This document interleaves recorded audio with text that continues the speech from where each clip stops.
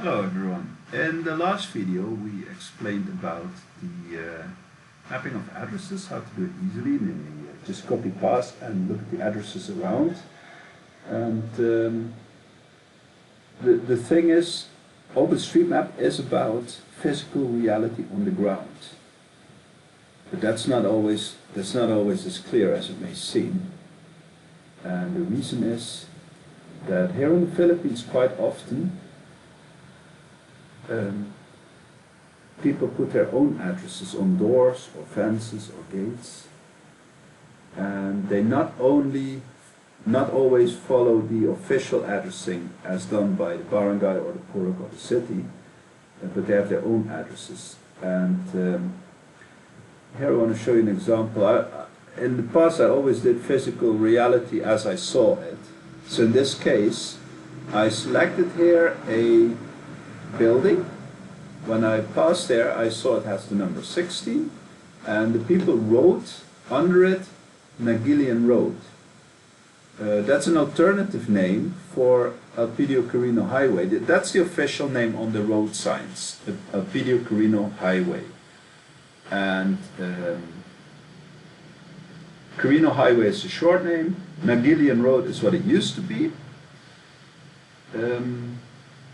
And as you can see, the physical reality on the ground for this building, as you walk by, you see a sign that says number 60, Nagilian Road.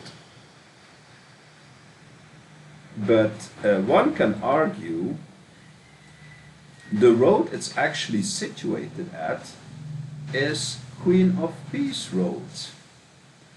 So physical reality allows you for addressing that you can say, well, I say the address street is Nagilian Road because that's what's written on the sign, which is connected to the steel gate door there. And the other person says, no, I'm going to map it Queen of Peace Road because the physical reality on the ground is it is actually located at that road. It's not located at Nagilian Highway, which is an old name anyway. The modern name is Elpidio Carino Highway, so it's outdated anyway. But the fact is still, both arguments are valid because the physical reality is there is a sign which says no, it's Nagilian Road. But the physical reality is, and you can discuss this wide and bright, and there's a hot discussion sometimes about it, especially when it comes to countries. Like there are some islands, reefs as well, in the West Filipino Sea. And for example, the Chinese Communist Party claims all of that is part of China. The Filipino government, of course, says no, that's just a few kilometers from our coastline. That's our waters and our reefs and our islands. So in that case, you get a heated debate sometimes when you talk about that with the people who support either or the other vision. But the same you get also on community level. One barangay can sometimes claim this, the other claims that. One neighbor claims this is my land, the other claims no, your land is there. And the same you get with addresses. So physical reality is not always as simple as it may seem.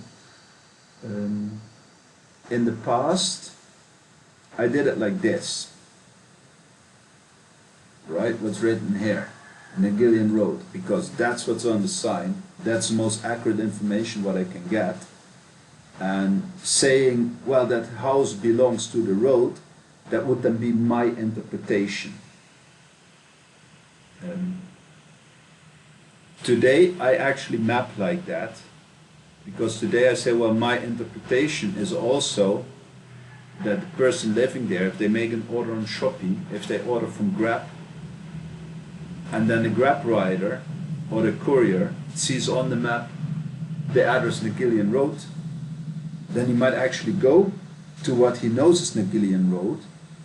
Again, that's an old name. The new name is Elpidio Carino Highway. That's what the new sign says, which is the city has placed there, I don't know, last year, maybe 1.5 years ago.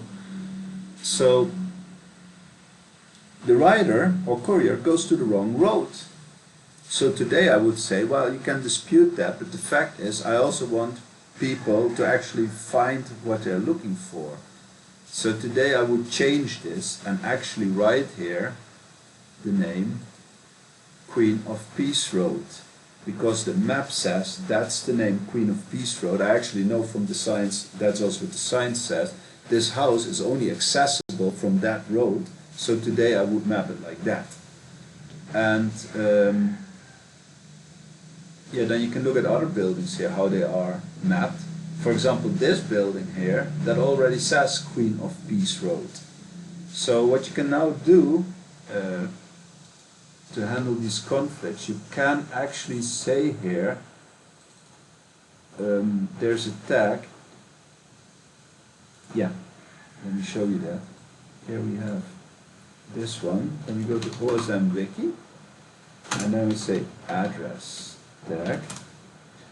You can actually address old addresses as well as new, and in the wiki you can find everything basically. So this is how it's done right now. You can always look up here how to do it. Here you find more detailed information about the addressing. I don't actually see here anything with old, so let's do a query for that. Old former house numbers. Sometimes house number change, blah blah. The common tag here is old house number or old address place. So as you can see, you put old underscore in front of it. So in this case, in such a conflicting issue, you can actually say old address street, and then you add the new address street, and the new one is then the Queen of Peace Road. This is for addressing actually enough. House number and street. You don't need to add anything else. This is completely correct according to the convention. However, the convention also says here, let's see,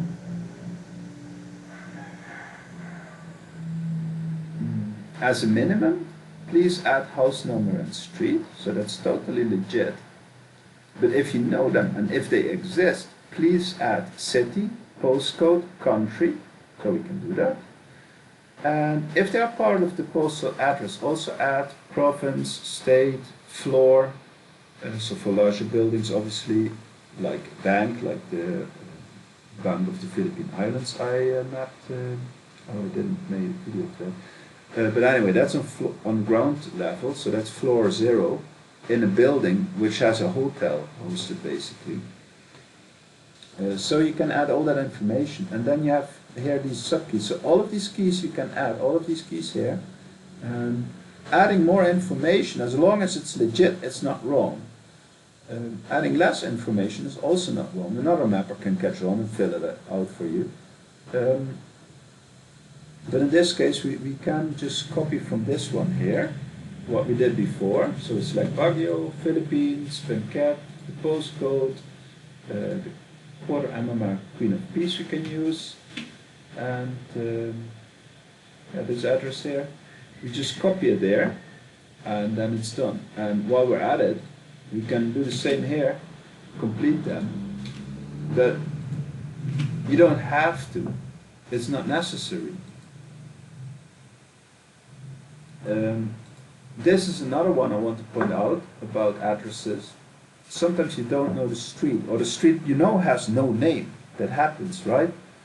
It happens actually quite often in the Philippines. I noticed, for example, recently I've been here in this location. That's Cayenne Extension, and the road is Lapsan Street. And I noticed walking here that the houses here, they actually don't have the street name. Although the street has a name, but they don't use it. So what you do then, you can add the address, place. And place, either you use street or you use place. That's both legit, because sometimes the numbers of the houses, they don't add up with the numbers of the houses in that street. And that happens quite often what they then do is the numbering of the houses goes along with the purok and not actually with the street. And in that case you use address place. And, but both is valid, both is legit, but don't combine them. So either it's named for the place itself, and you have the numbering goes through the whole purok, or subdivision, mostly purok, or the numbering is analog with street, then you select the street one.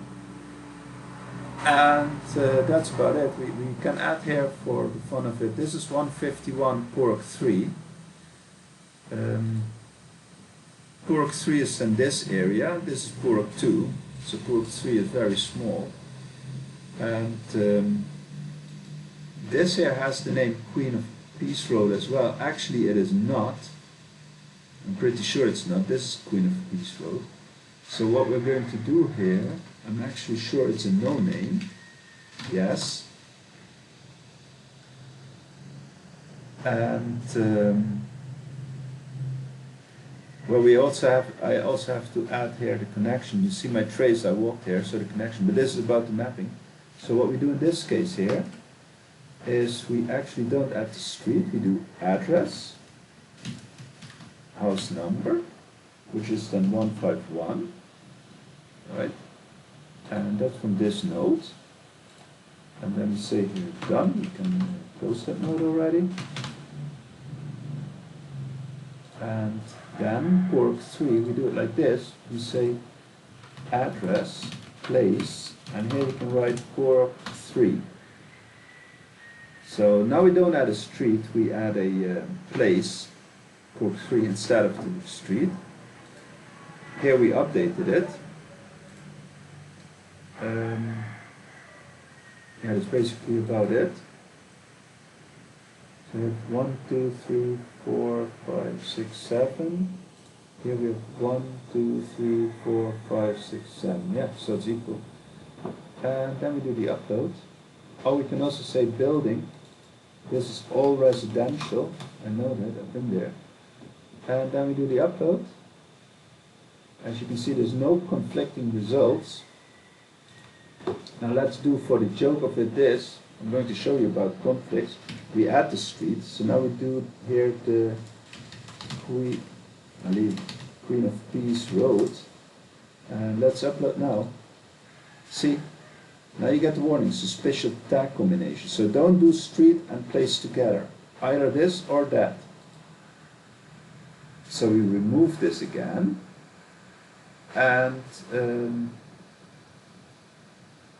another thing I wanted to show you, what they warn you about in this application. If you say address street, and let's say just any regular street, you say New York Highway, something which doesn't exist here, and we take the place out, so we don't get a conflicting warning about place and street at the same time. Now we upload, let's see the warning. Misspelled key, okay, so it doesn't like that. Just do copy and I delete it quickly. Oh, it doesn't give the warning. Well, it should give the warning that it doesn't detect this street. There's no street in this area. Usually I get the warning that this street is unknown, but in this case it doesn't give the warning, so I cannot show you it right now. Next time I get the warning I will show you. But we put back the address place. So now it's okay again. Then we do the upload, there will be no conflict. And then we say adding some addresses. And that's about it. And upload. We upload the notes. That's about it. That's about dealing with conflicting information and dealing with physical reality on the ground, which is sometimes conflicting. And at this point I'm going to stop the video and wish you all a happy mapping.